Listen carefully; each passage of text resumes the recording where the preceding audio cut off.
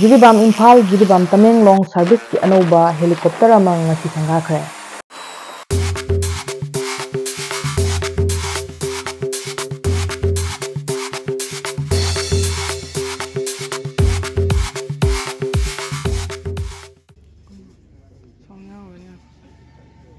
ꯃꯅꯤꯄꯨꯔ ꯂꯩꯉꯥꯛꯀꯤ ꯃꯤꯠꯌꯦꯡ ꯃꯈꯥꯗ ꯔꯤꯖꯅꯦꯜ ꯀꯅꯦꯛꯇꯤꯚꯤꯇꯤ ꯁ꯭ꯀꯤꯝꯒꯤ ꯃꯅꯨꯡ ꯆꯟꯅ ꯃꯅꯤꯄꯨꯔꯒꯤ ꯆꯤꯐ ꯃꯤꯅꯤꯁꯇꯔꯅ ꯉꯁꯤ ꯁꯪꯒꯥꯈꯤꯕ ꯍꯦꯂꯤꯀꯣꯞꯇꯔ ꯑꯁꯤ ꯄꯋꯟ ꯍꯟꯁ ꯂꯤꯃꯤꯇꯦꯗꯀꯤ ꯍꯦꯂꯤꯀꯣꯞꯇꯔꯅꯤ꯫ ꯅꯧꯅ ꯁꯪꯒꯥꯔꯤꯕ ꯍꯦꯂꯤꯀꯣꯞꯇꯔ ꯑꯁꯤꯗ ꯖꯤꯔꯤꯕꯥꯝ ꯏꯝꯐꯥꯜ ꯆꯠꯄꯒꯤ ꯍꯦꯂꯤꯀꯣꯞꯇꯔ ꯇꯤꯀꯦꯠꯀꯤ ꯃꯃꯜ ꯑꯁꯤ ꯍꯥꯟꯅ ꯂꯩꯖꯔꯝꯕ ꯍꯦꯂꯤꯀꯣꯞꯇꯔ ꯇꯣꯡꯕꯒꯤ ꯃꯃꯜꯗꯒꯤ ꯂꯨꯄꯥ 595 ꯍꯦꯜꯂꯤ꯫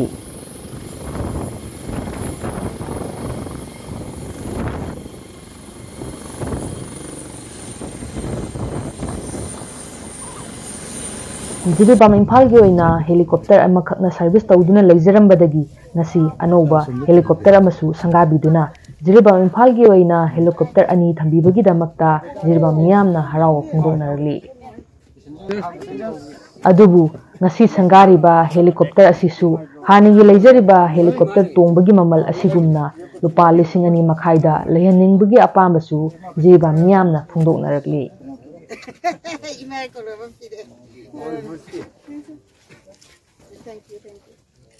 ngasi Jiribam Praja ama oina Jiribamda anauba amuk helicopter service haibadi Pawan Hans ki amuk anauba ma launch tawbase yamna haraujai adubu hanagi leiba global vector haiba asina 2500 ta Jiribam to Impal service piba ngami adugo Jiribam Praja na so asi almost effort tawdi tawi haibabu adu khara wana tawi haitare Jiribam Praja li sindok lambi kya lejedabanina aduna Pawan Hans na amuk sumana launch tawbasida same price na traga sidai kitang ꯌꯥꯔꯒꯗꯤ ꯍꯟꯗꯕꯤꯔꯒꯗꯤ ꯖꯤꯔꯤꯕꯥꯝ ꯄ꯭ꯔꯖꯥꯒꯤ ꯑꯣꯏꯅ ꯈ꯭ꯋꯥꯏ ꯐꯅꯤ ꯍꯥꯏꯅ ꯈꯟꯖꯩ꯫ ꯍꯦꯁꯤ ꯖꯤꯔꯤꯕꯥꯝ ꯄ꯭ꯔꯖꯥ ꯑꯣꯏꯅ ꯑꯁꯤꯝꯇꯪ ꯁꯔꯀꯥꯔꯗ ꯀꯩꯅꯣ ꯇꯧꯖꯔꯤ꯫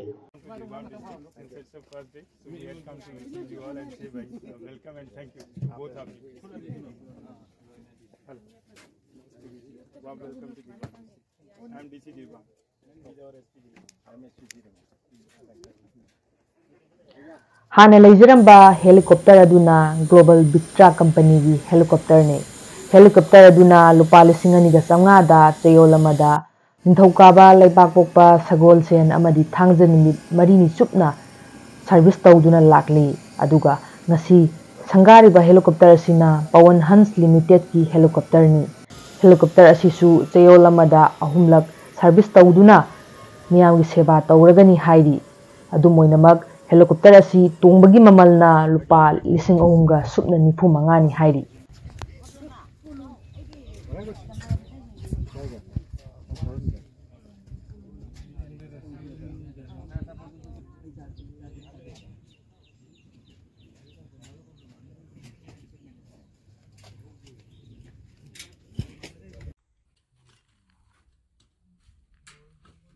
ꯍꯦꯂꯤꯀꯣꯞꯇꯔ ꯇꯣꯡꯕꯒꯤ ꯃꯇꯥꯡꯗ ꯑꯀꯨꯞꯄ ꯃꯔꯣꯜ ꯈꯪꯕꯤꯅꯤꯡꯕ ꯂꯩꯔꯕꯁꯨ ꯚꯤꯗꯤꯑꯣ ꯑꯁꯤ ꯂꯣꯏꯕ ꯐꯥꯎ ꯃꯤꯠꯌꯦꯡ ꯇꯥꯕꯤꯌꯨ꯫